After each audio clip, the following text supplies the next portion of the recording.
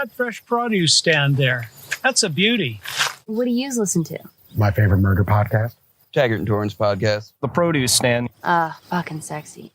It's Wine Wednesday, and that means we are once again hanging out at the Produce Stand, a podcast covering everything in the universe.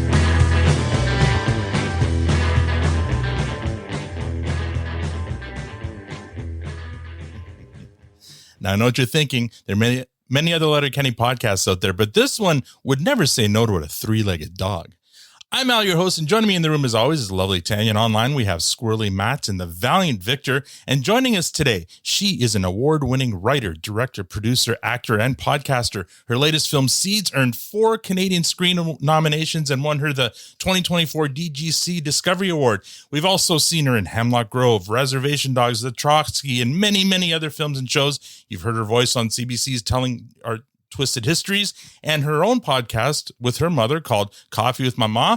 But we all know and love her as Tanis, the take no shit leader of the natives on Letterkenny. Please join me in making some noise for Kaniehtiio Horn. Wondrous. Oh my god. Oh my god. Oh my god. Wait. Oh my god. I regret nothing. Welcome to the Produce Stand, Kaniehtiio.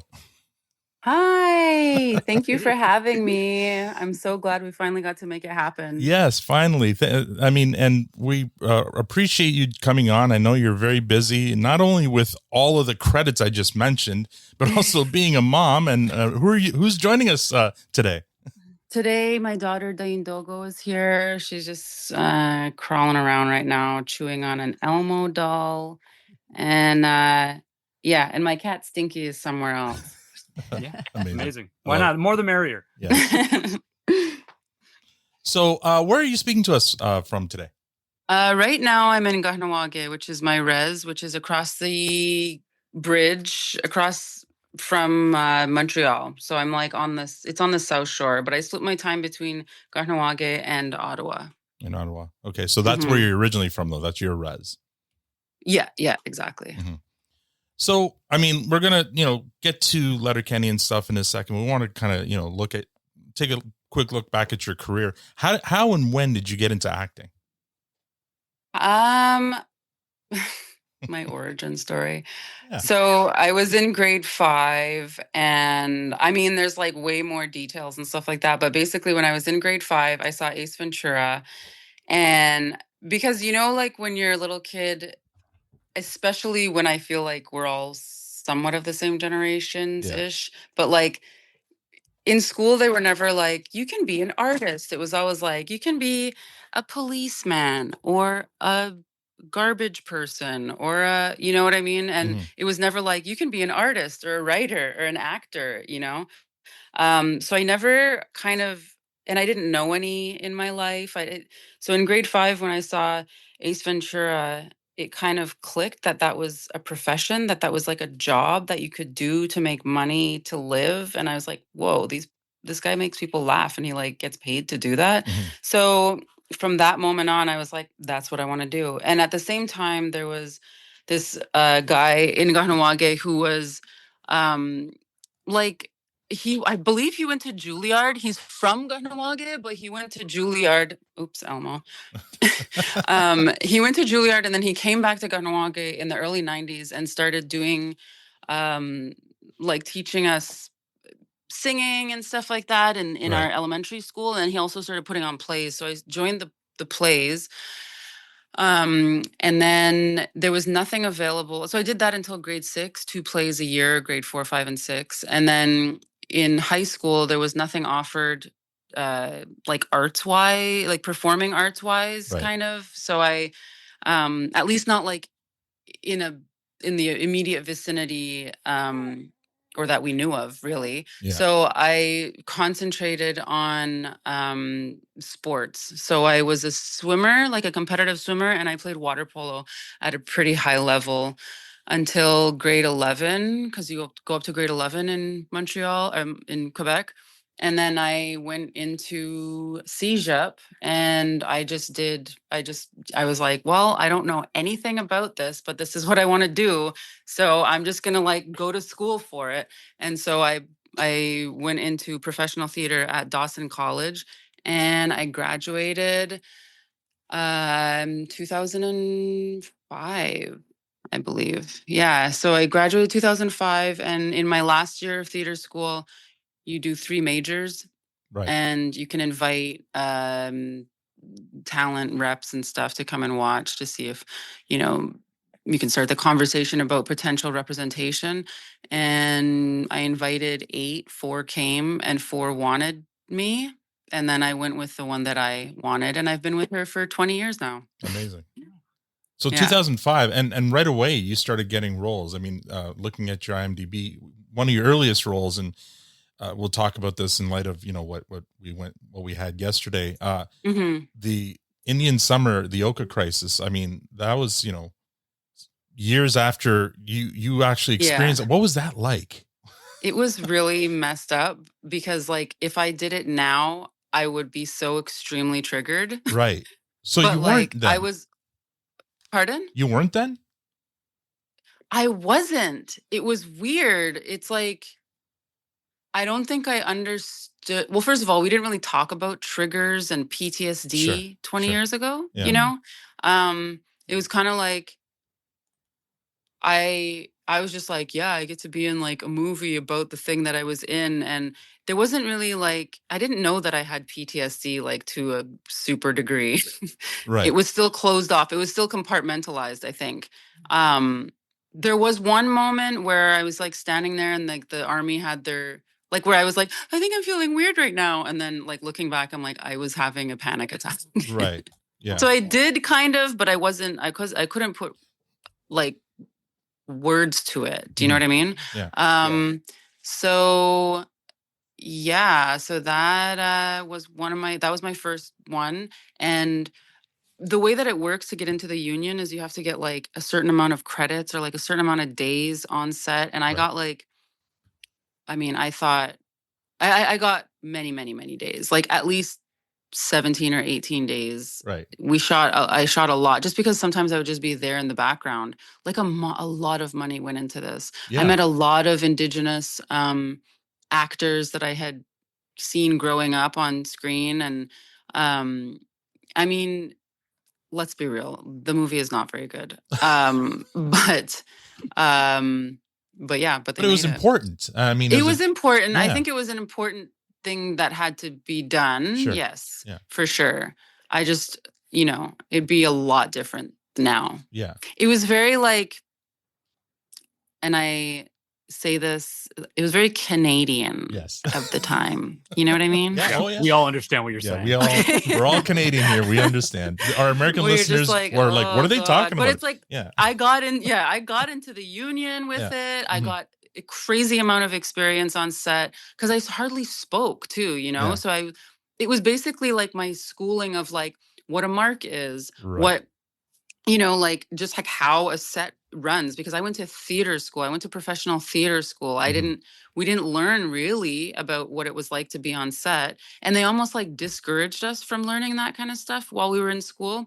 So where were we supposed to learn it? Yeah. Right. And so that was my kind of schooling when I was on it for what it's like to be on set, which was pretty incredible, to be honest. And then I made like, I don't know, I feel like I made like 17 grand or so. The number 17 keeps coming back. And I was like, that's it. I don't need a job. I made it. Nailed it. Yeah. Nice. Now, you mentioned your sister. Well, you mentioned water polo, and we know that your sister, you know, was an Olympian in that sport. So, but I know there's a few years between you guys. So, did it get competitive at home? Like, which one of you two would be the better athlete at the time? At the time, yeah.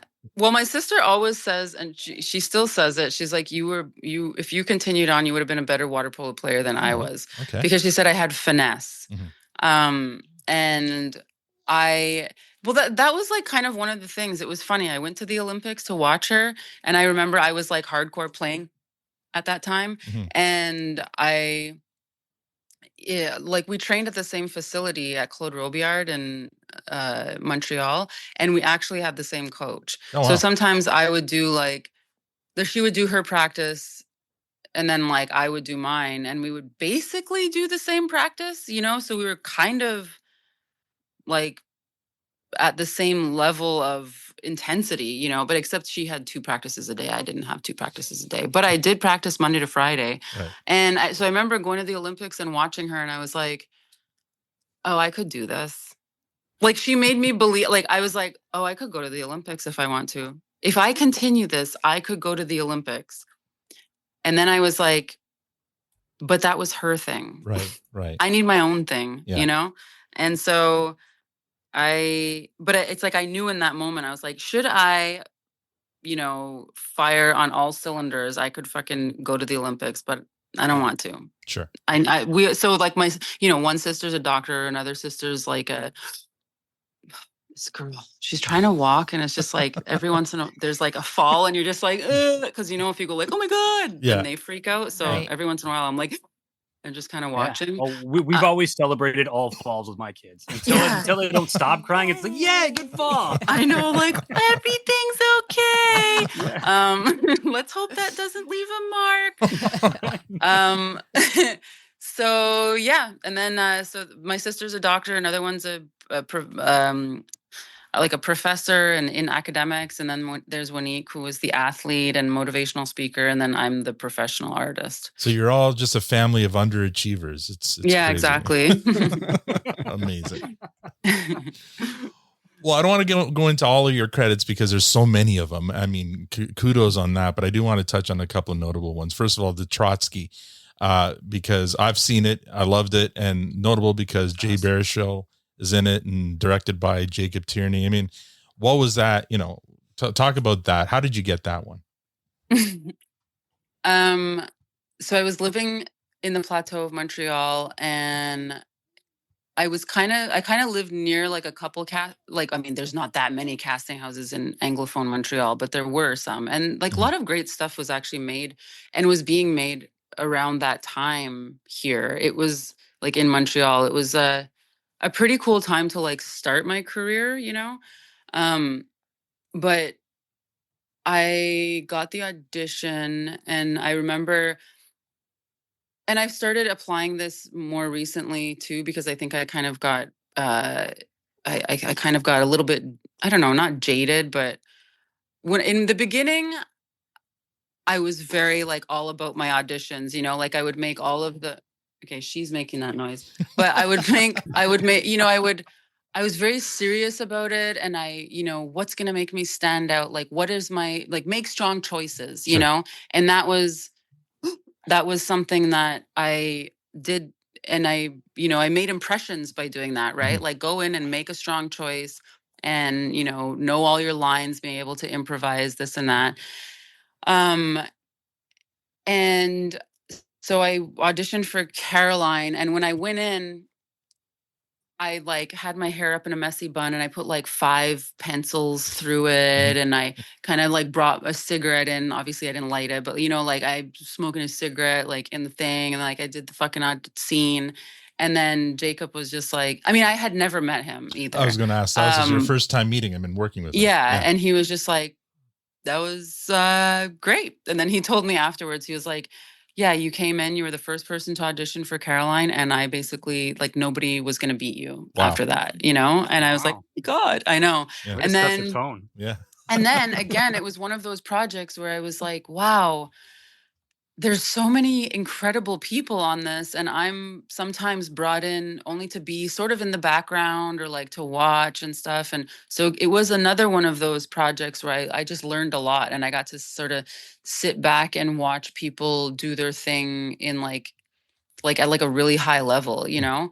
I mean, if you watch it again, if you watch it again, everybody in there has basically gone on to do like really cool stuff, you know, like Dan Byrne is in there, and like Jesse Rath went on to do a lot of like CW, like I think he does like Marvel. Am I wrong? I'll have to. Or like one of those type of. I'm not like a obviously like a superhero. Oh, I know, but anyways, the point is he went on and did a bunch of cool stuff, and there's like, you know, it kind of also encapsulates a time in Montreal that I don't think it doesn't exist anymore, you know? Right. There was a lot of really cool stuff going on. So yeah, that was the beginning of me and Jacob's beautiful friendship. One of Victor's favorites, Jesse Camacho, was also in that. Which yes, Jesse Camacho. He's a good guy, and we love him. And you mentioned Montreal a couple times. You mentioned Montreal a couple times because I know it's a big part of it. I just want to say, Mr. Alex McCooey passes along his best. Oh, yeah. That's Jim Dickens. My youngest son goes to school with his kids, so I see him all the time. Yeah. And small world, right? And I mentioned that you were coming on our show, and he was like, "Oh my God, give her my best." We worked together back in Montreal, so he says hello and sends his best. Yeah, he's the best. Oh my God. There's just like there's just this like crew of guys and or not just guys, but like he was part of this crew of like really funny dudes, you know? And then there was like Vanessa Matsui. She's not in the movie, but she was part of something with Dan Byrne called The Bitter End. It was like an improv troupe and stuff. And so, yeah, I don't know. It was you've done some stuff with Vanessa as well. My Ghost BFF for one, which I enjoyed watching. And I mean, how did you guys just from work? Like you got to know each other through work? Me and Vanessa? Yeah. No, Montreal. Oh yeah, just Montreal. Just like the scene. Like I said, back then it was like, you know, there was always something going on. There was a lot of English theater. There was like the mainline theater and improv happening. And I was living in the Plateau at the time, you know, like I think the year after I graduated, I moved to the Plateau and I lived there for about 4 or 5 years. And then I moved back to Kahnawake. We just knew each other. I'd go watch her performances and stuff. And everybody was just like doing stuff, you know? Mm-hmm. So 19.2, you were on a few episodes of that, and I mean, lots of Letterkenny alum on that show, and really good quality show. Now, is that one of those shows where if you were in the area and in the industry, you probably appeared on 19.2 at least once or twice? Yeah, I mean, everybody kind of, not everybody, but there are those shows like in Canada or in certain cities where you're kind of like, when do I get to be on that one? Yeah, like I haven't been on Hudson and Rex yet. I'm like, when am I going to be on that one? But have you been on Murdoch Mysteries? Like everyone's no, what? I haven't. I know. I know. Get your bingo card filled out. I know. I know. I'm offended. No. But I know those they have like such followings, you know. And they're such like Murdoch Mysteries for sure is like such an institution. Yeah. And but yeah, 19.2 is just like one of those shows that you know is happening in the city, and it's a cop show too, so you know they're gonna like not recycle, but like go through. They need a lot of, you know, of the guest stars and this and that, you know. So yeah, that was cool to be on. Mm-hmm. I mean, and a lot of those actors went on to do Letterkenny, so they got to know each other really well on the set, I guess, and Jared gave them all opportunities. Was that something? Is that what put you on Jared's radar, do you think, or? No, I don't think he knew who I don't know. Maybe he knew who I was.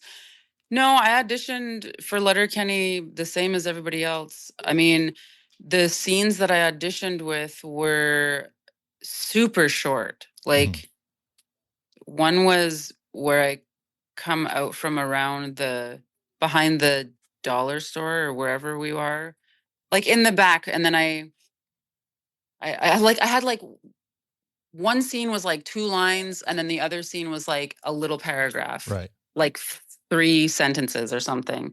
And that's like one of those auditions where you're like, well, better make a choice again, you know, make a strong choice, and so otherwise you're just going to sound like everybody else.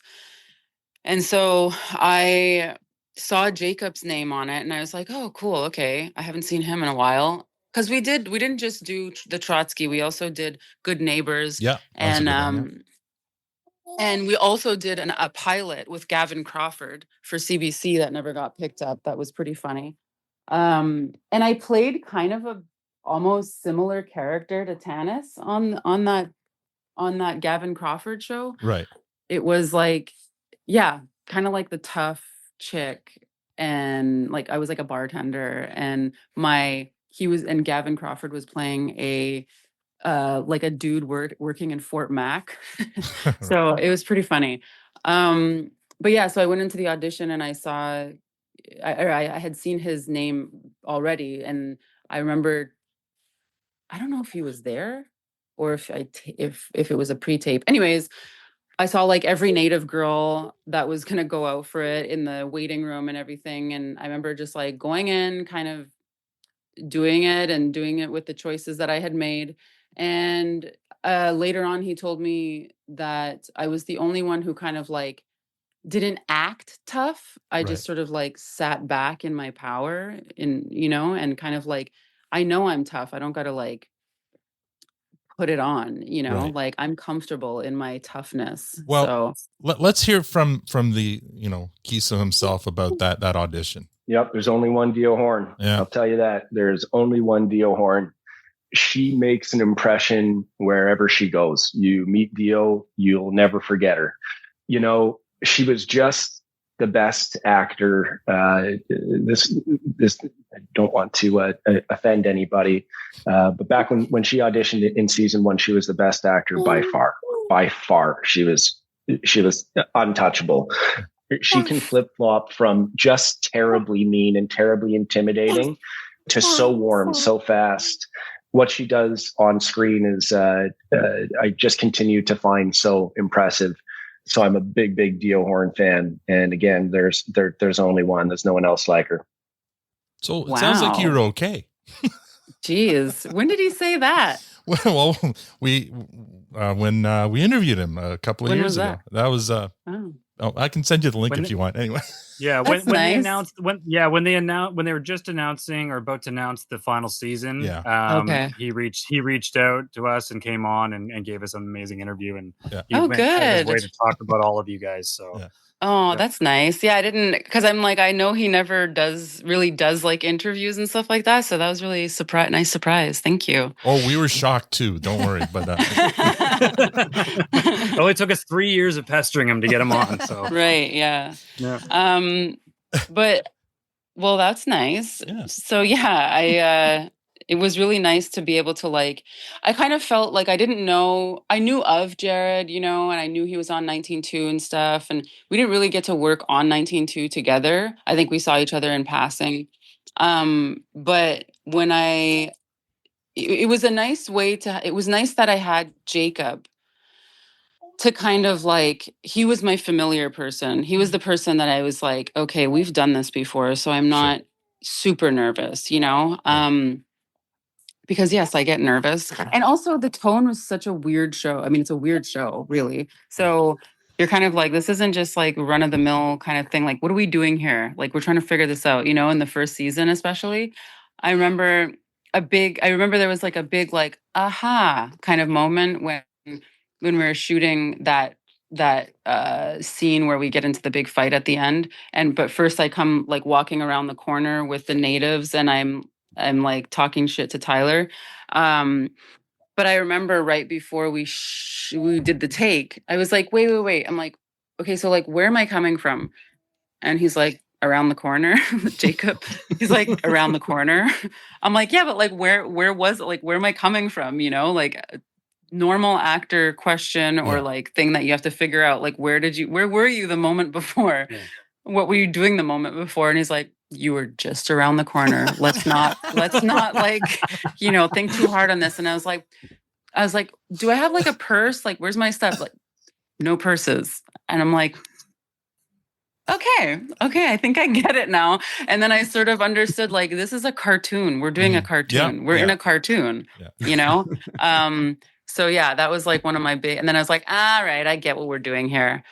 So yeah. Don't worry too much about motivation or anything. Just just say the lines as they're written. Yeah. Yeah. And was that a big adjustment, like when you hit Letterkenny? Because we've talked to a number of cast and crew about that, and the pacing of the show, and also the speed in which you guys would deliver episodes. Like, the amount of pages you might go through in a day seem crazy in comparison to other shows. Like, was adjusting to the style of show and then the pacing in which you guys did it all a bit of an adjustment or a fun relief? What was it for you? I mean, it was just like every project has its tone but obviously, yes, this one is very, very unique unto itself. It's its own thing. So there were things that you had to, some scenes are like 20 pages long. Like that does not exist, Right. But it's because there's like one word repeated over and over and over by like 10 different cast members and stuff. And so you kind of got used to like memorizing your big chunks, like looking at the scene, memorizing the big chunks as much as you can.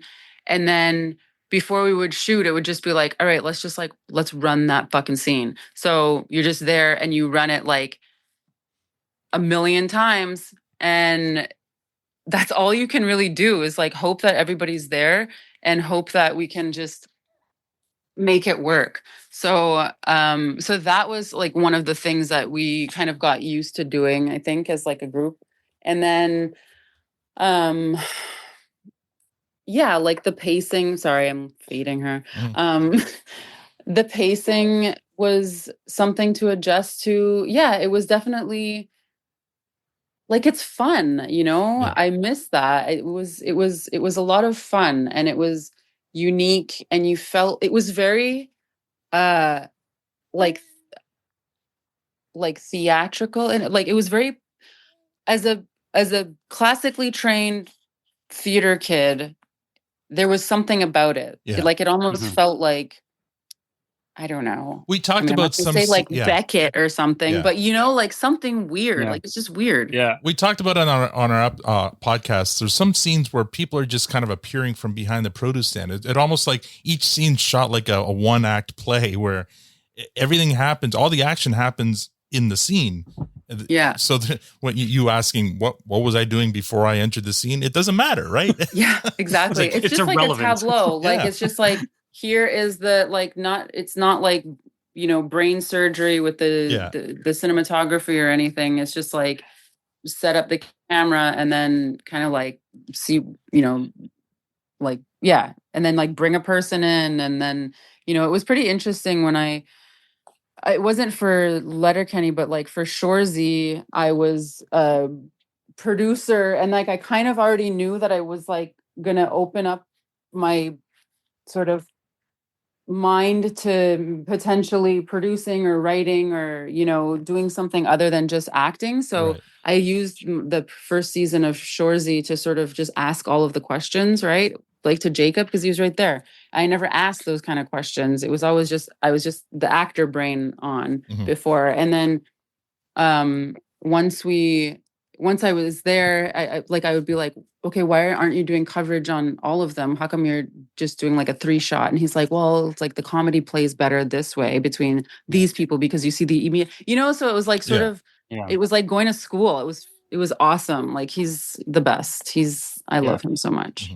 Well, and on that topic real quickly, because you mentioned Shoresy, I know, for season 1, you stepped in as producer, consultant on that. What kind of things were important to you when you approached that role? And what did you really bring to the screen that really what was important to you when you stepped into that?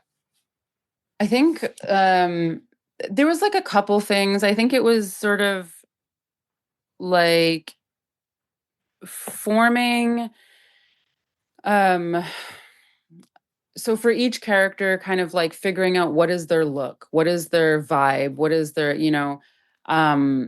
and giving Ginger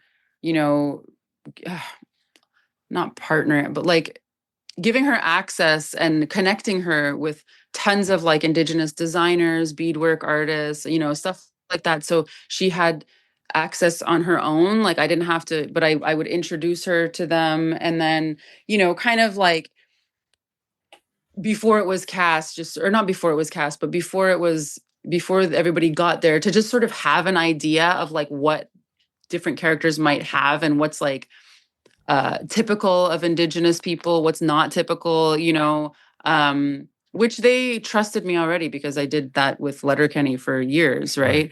And then the thing that was important was also making sure that the cast, all the cast, but my focus was the Indigenous cast members, knowing that they can vocalize, any concerns. Like if they're like, I don't know if this is, kosher or something, then they can say that. Yeah. I was like, they want to be, they want to be like, they're allies, let's, don't be afraid to talk to them or bring up something. You're not going to get fired. Okay. Right. So yeah, that was important to me. And yeah, I wasn't really worried about that though. Like I wasn't really worried about them being put in a position where they were going to be uncomfortable, Yeah, because you knew Jacob and Jared had their best interest. Yeah, for sure. Yeah. I just wanted the cast members because they were so new. Like a lot of them had never really done much before. Well, I was going to ask you that, right? Because Letterkenny, they hired primarily actors or comedians or whatever, but Shoresy, it's almost all like hockey players who are learning to act on the show. At least the male characters anyway. But it's funny you say that because, for example, Kaylani Rose, her character, Meeg, is very well known for like the Indigenous flourishes at like the earrings she's wearing, the ribbon dresses and stuff like that. Yeah. So I guess that was you kind of. Well, I mean, it was kind of like a handoff. Like it was sort of like, we got like, here's like sort of an idea, but every actor should have an input and should be, like, no, this doesn't make me comfortable. Or like, you know what, I actually feel better in something like this. Like, why don't we try this? So like those actors definitely took off with, like took their characters and made them their own, which is what you should do, but I also did help him find Goody because that was, and he's actually like my boyfriend's like one of his good friends. Oh yeah. Yeah, I was like, doesn't your buddy there like play hockey, or did he play hockey or something? My boyfriend was like, yeah, he was like, I was like, was he like professional or something? I don't know. And I was like, does he want to like audition for this thing? And so then he auditioned and then he got it. Yeah, Goody's unbelievable. I mean, we had they literally last night got back from hunting in Manitoba, him and my boyfriend. Oh yeah? On our podcast, he told us a harrowing story of how his first was born. That was crazy. But yeah, he's insane, right? I know, he was telling me that. I'm like, that is really like, are you okay? Yeah. Have you recovered? Yes. Yeah, that was because that was right after I'll tell you. So I wanted a baby. Yeah. And my partner, he's now my partner. Yeah, she's like, yeah. Right on cue. My big brother. And my partner, we were just friends at that point. And then so he got me pregnant and he told Andrew that it was happening and was basically like, let's have a kid. Let's try and have a kid at the same time. Oh, geez. And it worked. Yeah. So, and they also just had a girl like a month ago. So you guys are just matchy all the way. Yeah. So she's got a buddy. Nice. Like, she's so happy. Look at her. Hi, honey. She's like, hello. Yeah. So that's kind of, and then, I feel like it was on good terms that I like didn't go back to Shoresy, but like I feel like they got it. You know what I mean? You laid the groundwork for it. And so I think that they're doing great. Now we're jumping around a bit because I wasn't expecting to go right into Letterkenny right away, but we've had like a bunch of actors from Letterkenny and Shoresy on, Bradley, Dylan, Kaylani, and they all talk about how there's been so many more roles for opportunities for Indigenous roles. And I mean, you've been on Reservation Dogs and there's Rutherford Falls and stuff, so it's all been great. But I remember, I think I asked Bradley this, like, wouldn't the ultimate though be when you start getting roles where you're not being Indigenous doesn't matter in that role, right? And it reminds me of Alice Darling, which I watched and it was great and well done. Anna Kendrick and Wunmi Musaku and you, great role. had nothing to do with your being Indigenous. I mean, was that like a big deal for you? Yes and no, because I mean, I literally graduated theater school and I was like, I'm never going to get cast as an Indigenous person. So, like, I always knew that I had to work extra hard because I wasn't just pooled against all the other Indigenous girls. I'm talking like 20 years ago. Like, I was like, I just need to be the best actress that I can possibly be because I'm never going to go out because of the way, representation at the time, especially, and what you would likely see as an Indigenous character on TV or film was not what I looked like. So I kind of had to be, I was still competing with every other girl, right? Every other white girl, basically, right? I was pulled in with everybody. And so, so that made me extra, like, it just made me work super hard. And so when I got cast as Indigenous roles, at first, I mean, I got the first one where it was like yes to the Oka one, like that would have been weird if I wasn't in it, to be honest. Okay. But then there was like the Jeff Barnaby film, and I remember it's a short film called The Colony, and I remember I got the audition for it, and I've told this story before, but I basically got the audition for it and it said dark-skinned, curvy Native woman, and I was like, are you sure they want to see me? And they're like, they want to see you. And I'm like, okay. And then again, what did I do? I made choices. I made a choice. Like, I went in with solid choices made. And then Jeff was like, I did it once. And Jeff was like, well, that was all I need to see, and he's like, I'm like, do you want me to do it again? He's like, you can if you want to. He's like, but not really. And I was like, okay.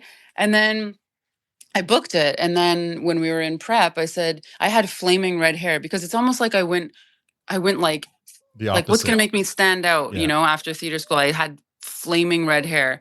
And so I asked him, I said, what do you think? Should I dye my hair darker? And he's like, for what? And I was like, I don't know, to like look more Native. He's like, whatever, fuck that. You are fucking Native and that's fucking it. And I was like, oh, okay. Perfect. And I don't think, because I was like, yeah, I know I'm Native. Like, I grew up in fucking Kaniehtiio. I'm like, hello, look at my name. I was raised in the Longhouse, but it's weird when other people are like, no, you don't look what you don't look Native, and it's just like, but I am. So to answer your question, it wasn't, it was, so like I got out of theater school and then I did Jeff's thing. And then it was sort of like back and forth. Like I've played, like, I think if you look at my resume, it could be like half Indigenous, half non. Okay. And, or like not said, Yeah. And I think Alice Darling, I had been playing I've been known as Indigenous roles for a while by then, and I asked them, I said, well, even Ghost BFF, I'm not Indigenous in there. That's true. And it's produced by the same people. That's why I bring it up. Okay. But I said, can she just be like a woman, like a friend? Like, can it like have nothing to do with, her being Indigenous or whatever background she is? And they were like, yes, please, she's just a friend. I was like, okay, cool. Perfect. So that was kind of like nice to just act. And I'll be real. Like we just did season 1 of The Lowdown, which is also by Sterling Harjo. And they were like, my reps were wanting me to see if I could get the role or something like on offer. They were like, so that I didn't have to audition for it. Like when you get to like a certain point and, the people that and stuff like that who are involved, like, let's try and get it on offer. And I was kind of like, I really want to audition for, like, I really want to tape. Like, I just I want to tape, because I had just previously done The Dear Lady with Sterling and FX. And I was like, I know that they know I'm capable of other stuff, but like I want to actually show them, because that's half the battle, right? It's like Sure. they need to see it, right? Yeah. And so I insisted on auditioning, and I auditioned. I think I only did 1 or 2. I don't remember. Maybe I did 2. Anyways, like I put myself on tape once, and then I think maybe I did like a Zoom audition or something. But once I got cast, I said to Sterling, I was like, could I just like be a white girl? And he was like, I kind of love that. I'm like, right. I'm like, can I just, I mean, it doesn't need to say like, we just, there's nothing about, like, I don't want to wear like beaded ear. Like, let's just like, can I just like be a woman who like has a difficult, complicated relationship with their ex and is a mother to a 14-year-old and like is like in this world? Like, can it just be that, nothing about my identity? And he was like, yeah, I fucking love that. So that's kind of like, because I'm white passing have not like felt it as hard as say somebody like Brad would, right? Where you're only ever considered for those roles. So I do believe that there's going to be like it's getting better and better. There's more roles out there for Indigenous people. There's more Indigenous people having the chance to tell stories, which makes it so like, and the thing that I liked about Shoresy, the fact that there was so many Indigenous characters. The more Indigenous characters you have, the more like one of them can be a fucking asshole. Right. One of them could be like a slut. You know what I mean? Like, and you're not like, oh, the one Indigenous character is the asshole slut. Like, so you have more room to, because there's slutty fucking and asshole Indigenous people. Like we, all the same. So I think the more you have, the more diversity we're able to like represent, because we are so diverse. Sure. Yeah. Or the lovable asshole like Dylan Cook played in your movie. Yes. So Victor, I know you have a hard out at 1:30 and we're already past it. Do you want to? No, he's got till 2 now. He's got till 2 now. He said. Yeah. Oh, okay, good. Are we good to continue, Kaniehtiio? We just I'm good. I'm good. Yeah. All right. Yeah. So hold on, Al. Before we leave this topic, I am curious. You've talked about the growth and opportunities over the years, but it hasn't always been the case. And, we have some real legends across the country, like Adam Beach, Tantu Cardinal, and of course, the late great Graham Greene, who passed away in September. I had, from what I could see, you posted online about Graham, especially, you had formed some relationships with some of these individuals. What did, looking at the past, what did that all mean to you? And was there any advice or things passed down from any of these individuals that helped sort of, take you forward or sort of set you up for some things? Like, can you talk a bit about that? Yeah. So this is really random, but when I was in theater school, so my mom, the house that I grew up in, on top of the house, there's a studio apartment. And when I was in theater school, there's this guy, Eric Schwag, who was the like native guy on, well, I mean, there was a few native guys obviously on Last of the Mohicans, but like the young, like hot stud on Last of the Mohicans. He moved into my mom's apartment because he happened to be making a show here. And he's kind of like a nomad, but like he happened to be making a show in Montreal and then like heard that there was an apartment for rent and whatever. Anyway, so he ended up moving in there. So when I was in second and third year, I had this like, I mean, in my world, he was a fucking legend. I was like, oh my God, Eric Schwag. And my sisters used to be like, about Eric Schwag, right? In the 90s. So when I would do my plays, he would always come and see them. And I remember he was like, trust your instincts. He's like, you have fucking excellent instincts and that will keep getting you work. And that was like, he was basically like, you did not need to go to theater school. But I was like, I needed to go to theater school. But he was like, like, he was like, you just have great instincts. So just like, don't ever forget that. Right. And so that was a huge thing that I needed to hear, that was really validating too, and kind of made me feel like, okay, I'm doing the right thing. I'm in the right world. Yeah, it just felt like I was on the right path. Yeah. And then, you know, what he did for that first gig that I ever got, that Oka Indian summer thing, he was like, okay, tell them that you don't want transport for the first day. I'm going to fucking drive you. And I was like, okay. And then I didn't know. I'm like, I don't need transport. Like, I didn't even know what I was talking about. I was like 19. Right. I was a child when I graduated theater school because I was born in November. So when I went into theater school, I was 16. When I graduated, I was 19. So he brought me in and he like literally brought me around to Tantu Cardinal, to Billy Marasti, to like all of these people, and was just like, this is Kaniehtiio. She just graduated theater school. I live at her mother's house, blah, blah, blah. Just kind of like basically like she's with me, Yeah. She's good and people, it was, which again, or actually I said this I literally did an interview about Graham like 10 minutes before we were talking, which is also why I was like, oh yeah, I knew there was another thing I'm supposed to do. So, and I had said, like there's no professional artists in my family, nobody in the industry in my family.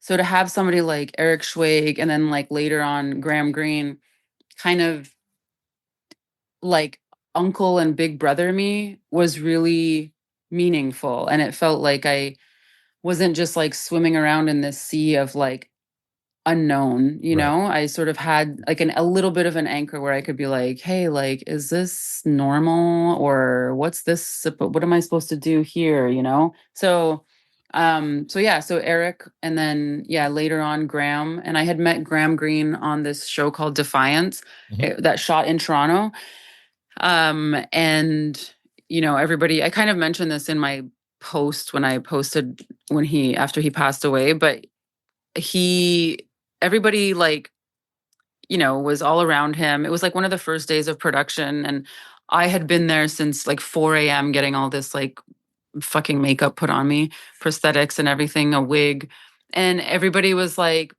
talking to him, and then they all kind of like left, and then I went up to him and I was like, hey, I'm Kaniehtiio.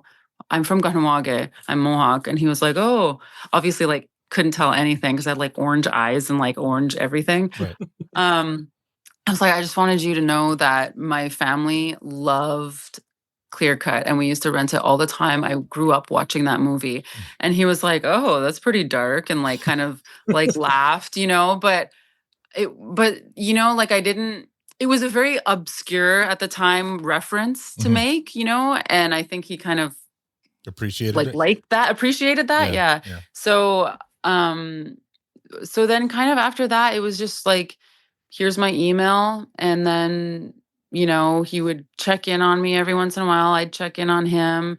There's a lot of times, like if you compare our resumes, like, I mean, I think this is like that for any Canadian, any people in Canada, and even in the Indigenous world, like you're going to be in the same projects, whether or not you have a scene together or not, So I had like these really cool older dudes like kind of take me under their wing a little bit. Mentors. And I try and do the same thing, honestly. I try and pay it forward. I try and, hook people up with different people in the industry, or like, if I'm going to be doing something, I want, other people to like, Jade, right? I knew they were casting this role, and I followed Jade on like Facebook and Instagram or something, and I saw that she was like a model, and I was like, wow, who is this? This is like really cool stuff. She's like doing it at like such a high level. She's in like India and stuff, and so I put her information forward to Jared, I think, and I was like, hey, you should like really consider this girl. Like she seems like, pretty cool. And then she ended up booking it. And then I remember looking on her, I was like following her on Facebook, and then she like writes that she she's like, oh my God, I booked, da da da da. I never acted before, but I'm going to be in Letterkenny and this and that. And I don't even know how they got my name and blah, blah, blah. And then I messaged her. I was like, yo, I don't think you're allowed to talk about it yet. I'm like, I don't think you're allowed. First of all, I'm so glad you got it. Second, I don't think you're allowed to talk about it yet. And third, it was me. I put your name forward. She's like, oh my God. So, and now she's doing like all these amazing things. Like I want She's got a movie. Got a movie coming out. Yeah, soon, Nika right? and Madison, and she's so good in it.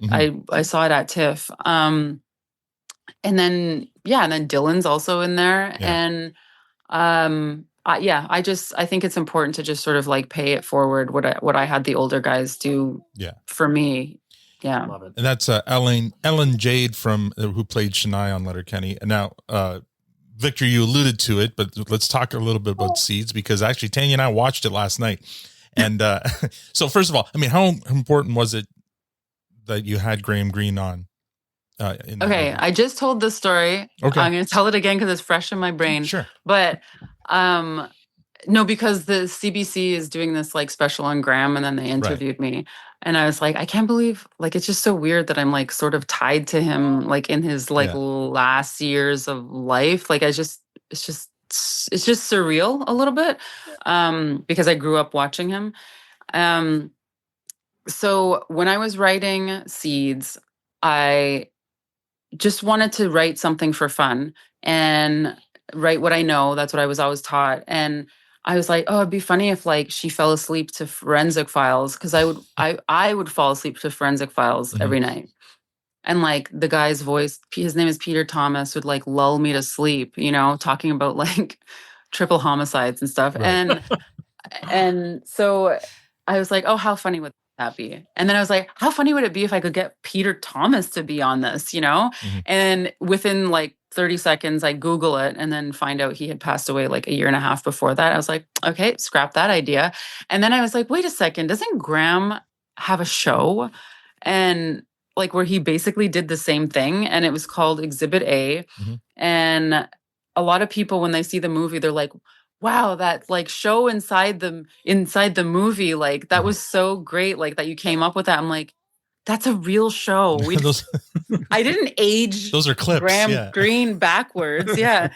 So I was like, wait a second, Graham Greene. And I'm like, I already have this relationship with him. Like, I wonder if he would even consider being in my movie. And so that's kind of how it happened. I was like, I wrote this Exhibit A in, and I wrote him in, and then I just crossed my fingers and prayed to the film gods that he would say yes because otherwise I was like really going to have to switch that up. So yeah, that's how I got him in. I was just like, hey, like FYI, I wrote a movie and I wrote a part for you. And he's like, I'll do anything for you, my niece.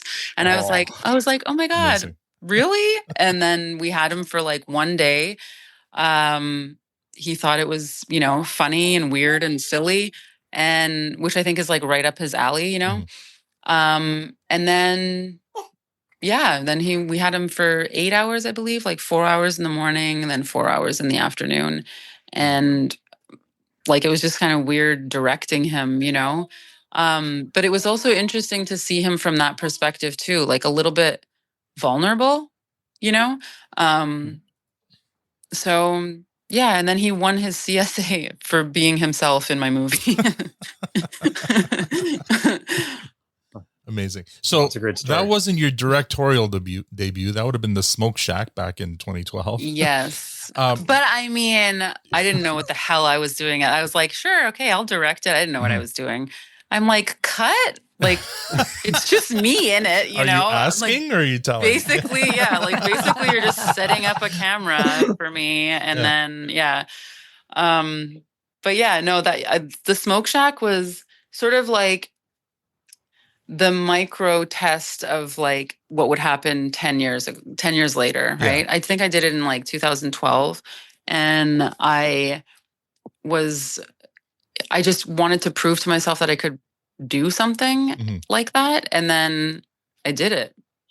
And then it was like, what's my next thing going to be? And it was just sort of then like just trying to live and make money for years. And then finally I met Eva. Well, no, I did this thing at Imaginative. I was like directing a bunch of actors as they read from these new scripts that were being written. So, and then I met this woman named Eva Thomas, and I did meet her there, but then I also saw in the crowd Leonard and Jen, who own New Reel Films, and I had done a movie with them right after I did the Trotsky. I did this other movie called Leslie, My Name is Evil, and they were like, we want to see you, like, want to work with you. And I was like, well, I have this like crazy idea. And so I told them a bit about my idea. I'm like, kind of like Home Alone, but and they were like, well, send us like a few sentences and, like, let's get the ball rolling. And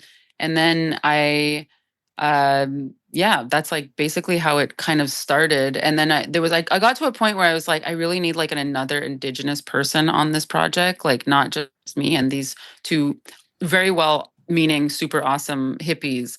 So then I asked Eva Thomas, and she's the one who also wrote and directed Nika and Madison. So she kind of like came on and sort of like filled this role that I had been looking for a very long time, of somebody who could just sort of be my partner and guide and mentor in a way, and yeah, so she's my partner, like, and guide and mentor, professional, she's my heterosexual life partner. Right. Well, we enjoyed it. Tanya couldn't watch it. Don't want to spoil it for Matt, but she couldn't watch a lot of the ending there, but yeah, I think it's okay. Watched like just the top half. Oh, see, now totally I can't understand. wait. Yeah, I totally understand. I know. But it was a lot of fun even to see just Dylan cook with something more to do than just be your silent. Okay, he blew me out of the fucking water. Like, I remember, because there was a few roles we had to like 100% cast Northern Ontario. Mm-hmm. And I mean, the lovely thing about the project was that because of the Ontario tax credit, Northern Ontario tax credit, we shot in Northern Ontario, but it was timed so that I was able to use like most of the Letterkenny crew. Right. So there was like this feeling of like, you had Ashley Nay doing the hair and makeup. Yeah. And you had, and the Ellis bros doing like, they're incredible. And so there was this sort of like sense of family, and it was just so nice. And then a few of the roles had to be cast from up there. And I remember he taped, and I was like, I think he's the best. I was like, oh my God. Yeah. And I like had because how was I supposed to know? He had like one word every once in a while, like when we were on Letterkenny, like literally. And like, he just kind of needed to be given the chance. Right. Yeah. And there was the way that the character was written too, was like not lovable. Like he was like, you fucking traitor, like, what the fuck are you doing? That's how he was written.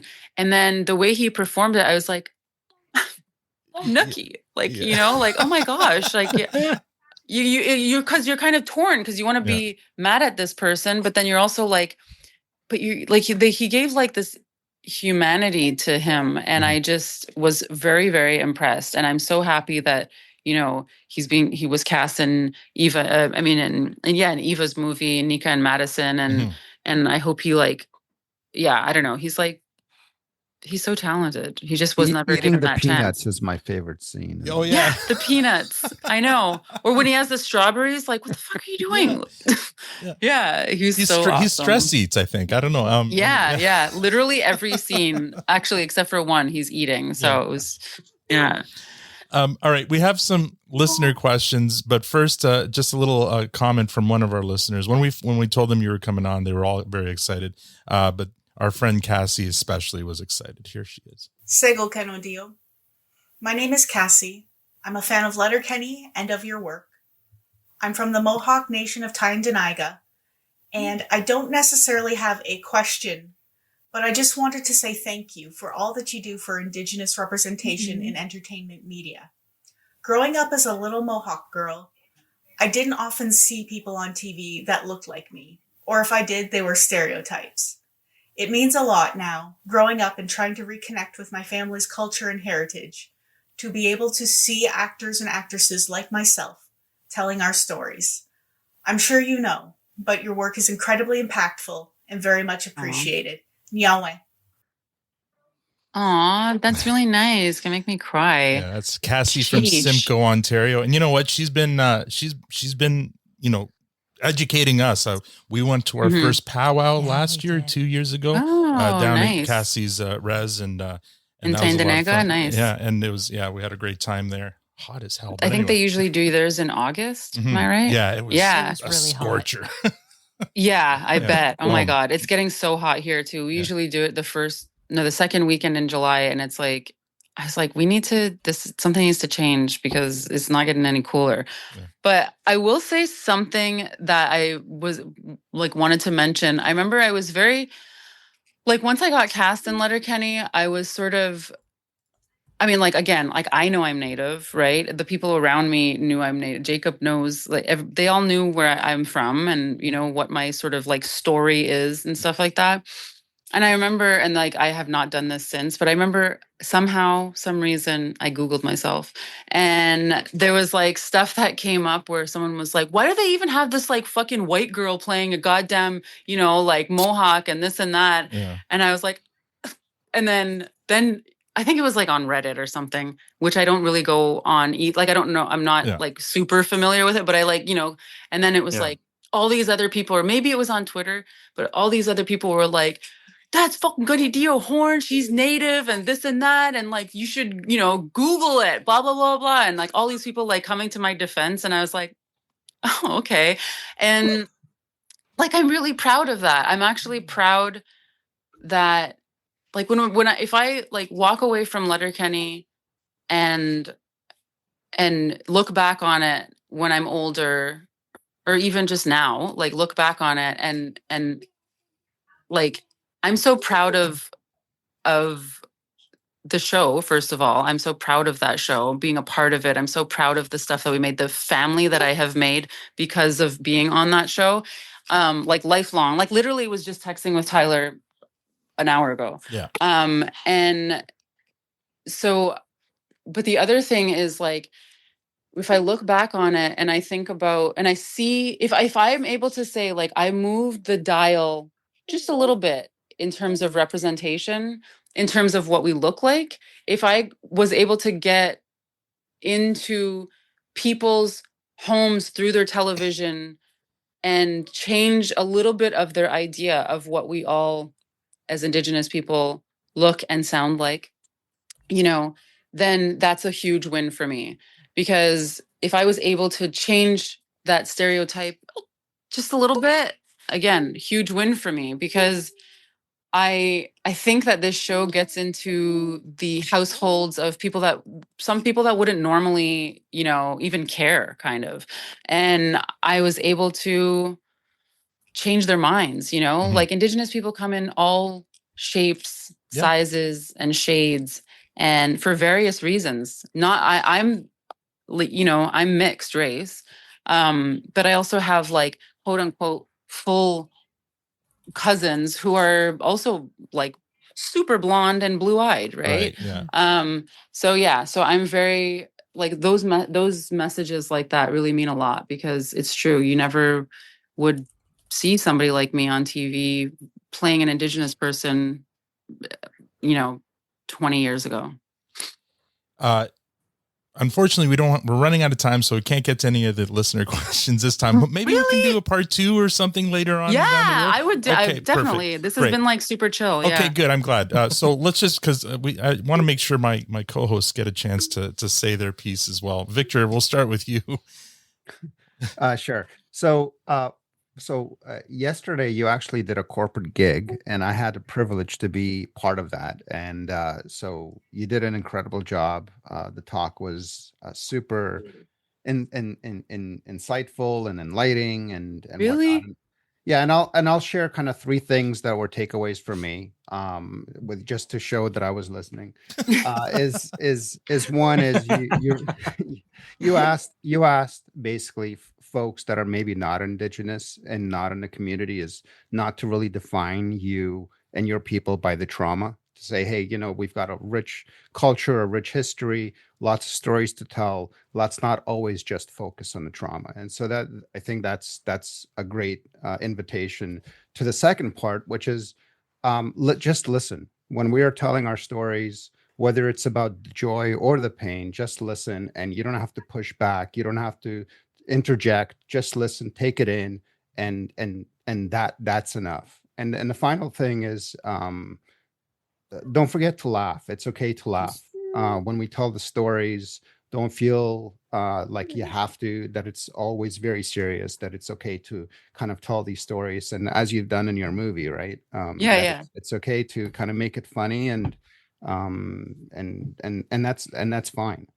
So I just want to kind of share that as a comment. I have a question as well, but I just wanted to kind of say thank you for great job yesterday.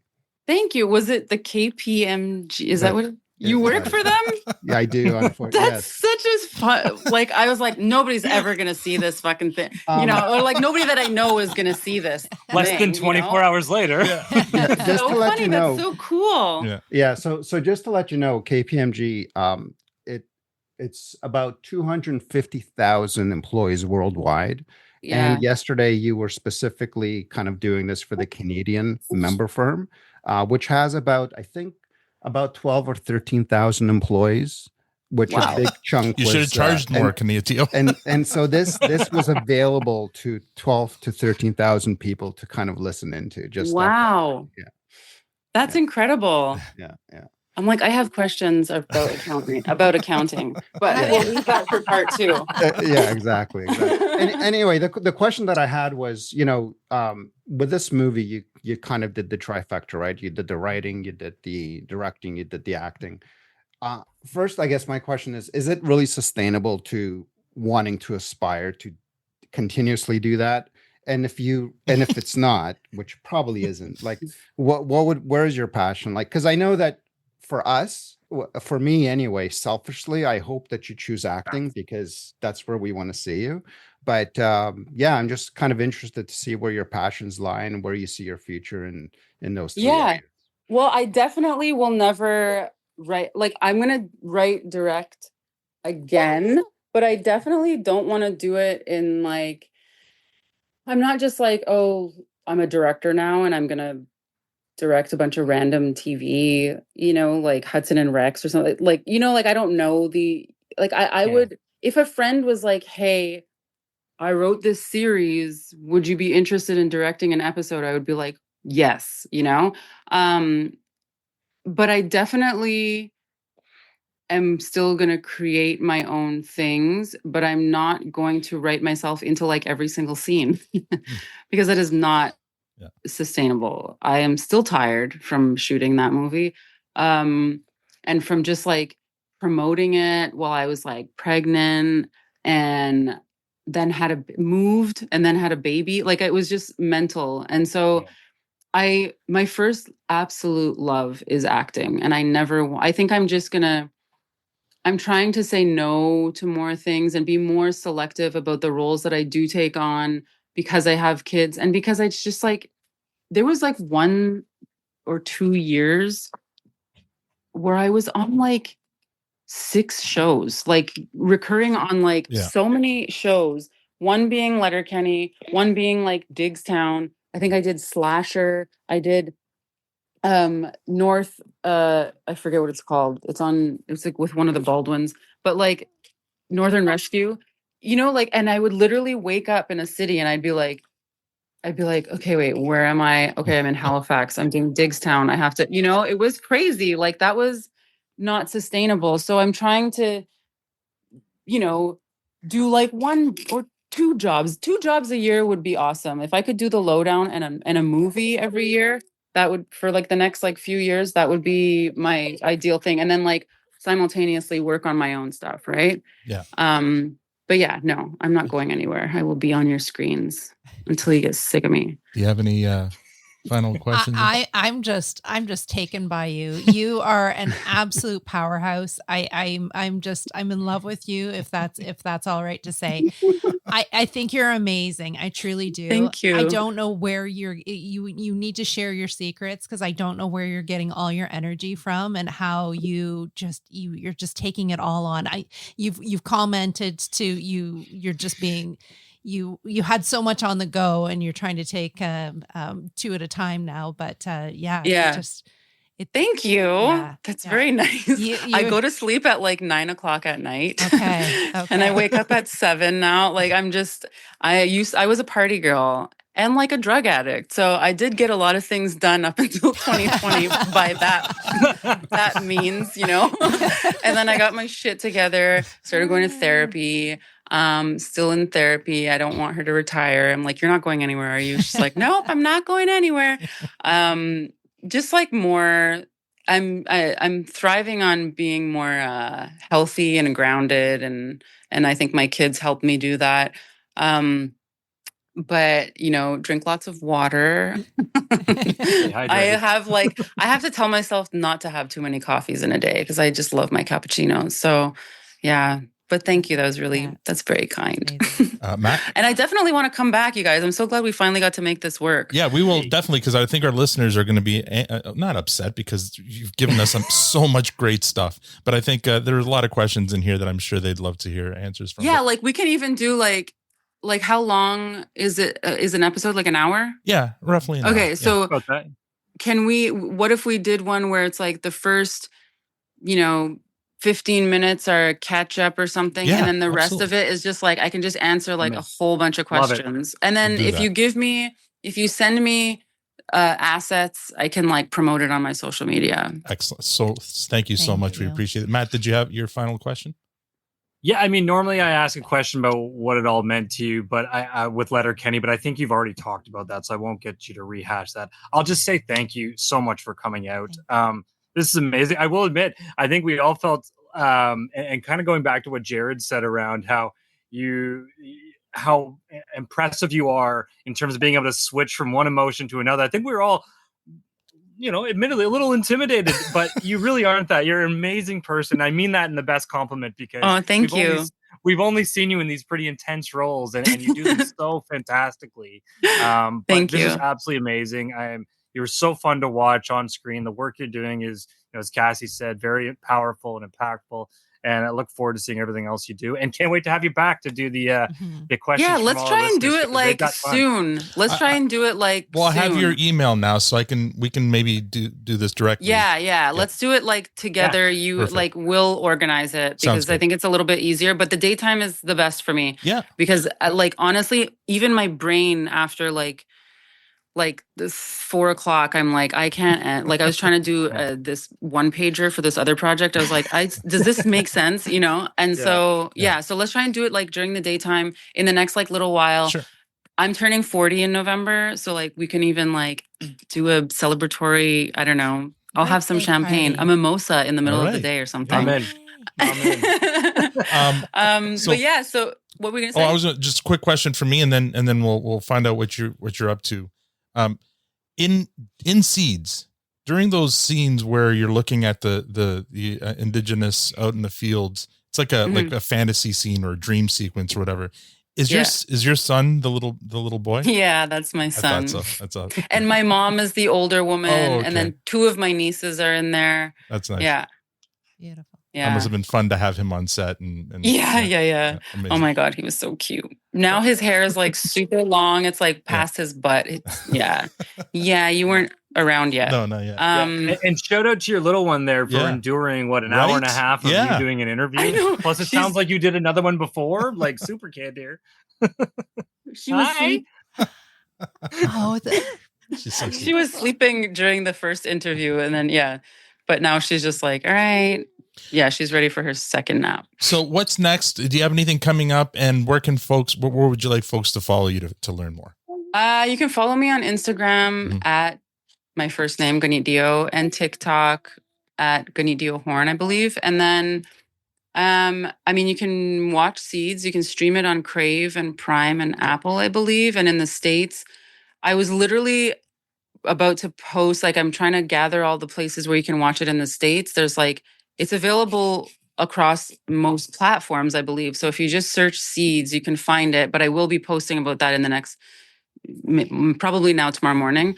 But so Seeds and then The Lowdown on FX on Tuesdays at 9. Yeah, I can't wait to see I that. started watching that last Eastern? night. That cast Loving looks it, by the way. awesome. It's so good. And I'm not just saying that because I'm in it. I'm Yeah. like, this is fun. And like, that was one of those pinch me moments too, where I was like, how am I Ethan in a Hawke. TV show with all of these people? Yeah. So that's all I got right now. Oh, and my podcast, Coffee with My Ma. And I basically do that like when I can. Mhm. It's kind of like it's like an emotional, it's not emotional like but it's just like it's talking about my mother. Like it's like, you know, not like heavy, but it's personal is what I want to say. And so it kind of, we're not like on a strict schedule. We're kind of just like, okay, can we do a story this weekend and then, you know, have something to edit over the next like little while. So yeah, so my podcast, Coffee with My Ma, Seeds, you can stream it and watch The Lowdown on FX, and hopefully we get a second season. Amazing. Well, I hope so too, because the cast looks amazing, and I've seen just some of the scenes look like they're a lot of fun. Kaniehtiio, thank you so much. You've given us a lot of time today. We really appreciate it, and can't wait to do this again. Let's do it again. I'm serious. I'm not fucking around. Okay, cool. I love it. Bye, guys. Bye. Bye. Thank you. Yeah. Bye, sweetheart.